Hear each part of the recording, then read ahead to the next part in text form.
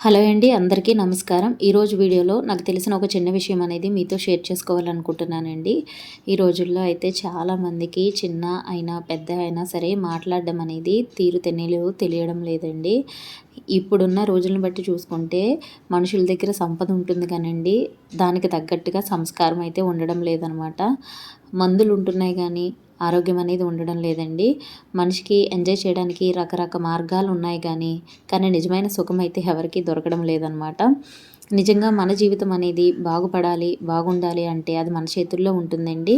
మనకి చేతనైనంతగా మనం మన యొక్క మాట తీరు అనేది సరిగ్గా ఉండేలా చూసుకోవాలన్నమాట. అంటే మన మాట తీరు వల్ల ఎదుటి వాళ్ళు బాధపడడం కానీ లేదా ఎదుటి వాళ్ళని నొప్పించేలాగా మన మాట తీరు ఉండకూడదండి. మన మాట తీరు ఎప్పుడు సౌమ్యంగా ఉండేలా చూసుకోవాలి. ఈ మాట తీరును బట్టి ఎదుటి వాళ్ళ యొక్క మనసును కూడా మనం మార్చొచ్చండి. మాట అనేది మానవ సంబంధాలకి చాలా బాగా ఉపయోగపడుతుందండి. మాట ద్వారానే స్నేహం పెరుగుతుందండి. మాట ద్వారానే వైరం కూడా పెరుగుతుందండి. అలాగే ఎవరితోటైనా శత్రుత్వం కలిగిన కలగకుండా ఉండాలన్న మాటే ముఖ్యమన్నమాట. ఒక్క మాటలోనే ఎన్నో అర్థాలు మారిపోతాయండి. మన మాట అనేది మన వ్యక్తిత్వాన్ని చూపిస్తుందండి. మన వ్యక్తిత్వం అనేది ఎప్పుడూ కూడా చెప్పాలంటే ఒక చిన్న ఉదాహరణగా దేవాలయంలో ధ్వజస్తంభం ఎలా నిలబడి ఉంటుందో అలా హుందాగా మన యొక్క మాట మన వ్యక్తిత్వం నిలబడి ఉండాలండి. ఏదైనా మాటలే కాదండి, చిన్న చిరునవ్వు లేదా ఎవరినైనా సంతోషంగా మనము అంటే నమస్కారం పెట్టడం కానీ చిన్నగా పలకరించడం కానీ ఇవన్నీ కూడా బంధాలను ముడివేస్తాయండి. అలాగే ఎవరైనా జీవితంలో మన ముందే మనకంటే ఉన్నతంగా ఎదుగుతున్నారంటే వాళ్ళని చూసి అసూయ పడ్డం అది అస్సలు మంచి పద్ధతి కాదండి.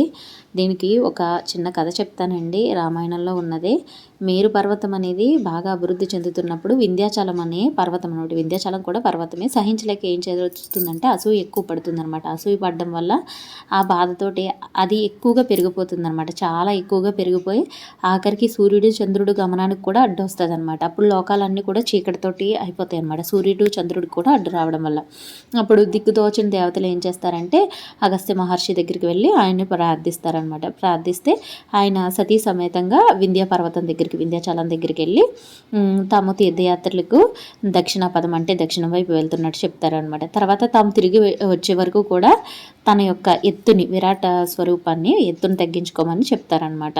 ఆ తర్వాత వాళ్ళు ఆ దారిన అంటే మేము తిరిగి వచ్చే వరకు కూడా అలా తగ్గించి ఉంచమంటారనమాట. ఆ తర్వాత వాళ్ళు ఆ దారిని తిరిగి రాకపోవడంతో వింధ్య పర్వతం అలాగే తగ్గి ఉండిపోతుంది అనమాట. అంటే మీకు ఏమర్థమైందండి? అది అసూయపడి అలా మేరు పర్వతం మీద పోటీతోటి పెరిగిపోవడం వల్ల దేవతలు వెళ్ళి అగస్త్య మహర్షిని ప్రార్థించడం వల్ల ఇలా జరుగుతుందనమాట. అంటే అసూయ వల్లే దానికి ఆ గతి పట్టింది కదండి.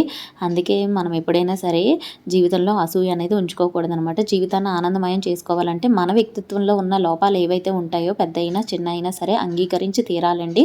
అంగీకరించి గుర్తించి వాటిని సరిదిద్దుకొని మనసా వాచ వాటిని అంగీకరించిన తర్వాత సరిదిద్దుకోవడానికి ప్రయత్నించాలండి. అటువంటప్పుడు మన జీవితం అయితే ఎప్పుడైనా సరే ఉన్నతంగా తీర్చిదిద్దబడుతుందండి. అంతేగాని మనలో ఉన్న లోపాలని ఎవరైనా చెప్పినప్పుడు దాన్ని అంగీకరించడానికి మన మనసు సాధారణంగా ఒప్పుకోదండి. కానీ దాన్ని అంగీకరించి తీరాలి. ఓహో, చిన్నవాళ్ళు చెప్తున్నారంటే ఇది మనలో తప్పు ఉందా అని మనం అంగీకరించాలండి. ఫస్ట్ అంగీకరించిన తర్వాత విమర్శను తీసుకోగలగాలి. తీసుకున్న తర్వాత దాన్ని మనము అధిగమించడానికి అది చెడ్డది మంచిది కాదు అని అర్థమైనప్పుడు దాన్ని అధిగమించడానికి ప్రయత్నించాలండి. ఇలా నేను కూడా నాలో చాలా విషయాలు మార్చుకున్నాను అనమాట. ప్రతి వ్యక్తి కూడా తప్పులు లేకుండా ఎవరు ఉండరు కదండి. ఇలా నాలో చాలా విషయాలు మార్చుకున్నాను. భగవద్గీత చదవడం వల్ల కూడా నాకు చాలా విషయాలు అయితే తెలుస్తున్నాయండి. ఆ విషయాలు అనేవి నేను మీతోటి ఇలా పంచుకోవడానికి అంటే ఆధ్యాత్మికంగా అడుగు వేసినప్పుడు ఇటువంటి విషయాలు అనేవి మనకి చాలా బోధపడతాయి అన్నమాట. అలాంటి విషయాలే మీకు నేను బోధిస్తున్నానని చెప్పకూడదులేండి. నాకు తెలిసిన విషయాలు మీకు చెప్తున్నాను అనమాట. ఇవన్నీ ముందు నుంచి నాకు తెలిసినవి కదండి. నేను దేవుడి వైపుగా డివోషనల్ వైపుగా ఎప్పుడు ఎక్కువగా కనెక్ట్ అవ్వడం మొదలుపెట్టాను, భగవద్గీత చదవడం మొదలుపెట్టాను, ఇటువంటి విషయాలు అనేవి నాకు తెలియడం మొదలుపెట్టాయి అనమాట. ఏవైనా నాలో తప్పులు ఉన్నా నేను దాన్ని అంగీకరిస్తున్నాను, తీసుకుంటున్నాను, మార్చుకోవడానికి ప్రయత్నిస్తున్నాను. అలాగే ఎదుటి వాళ్ళని చూసి అసూయ పడడం అనేది ఉండకూడదండి. ఈ లక్షణం కనుక ఎవరిలోనైనా ఉంటే, చాలా మందిలో ఉంటుందండి. మనుషులు అన్నాక ఖచ్చితంగా ఎదుటి వాళ్ళ యొక్క ఎదుగుదల చూసి వారవలేని వాళ్ళు ఎంతోమంది ఉంటారు. ఆ లక్షణం కనుక మీలో ఉంది అనుకుంటే అది మీరు ఖచ్చితంగా ఒప్పుకొని తీరి దాన్ని మార్చుకోవడానికి ప్రయత్నించండి. నా వీడియో కనుక నచ్చితే తప్పకుండా లైక్ చేయండి. నా ఛానల్ కనుక నచ్చితే తప్పకుండా సబ్స్క్రైబ్ చేసుకోండి. Thank you.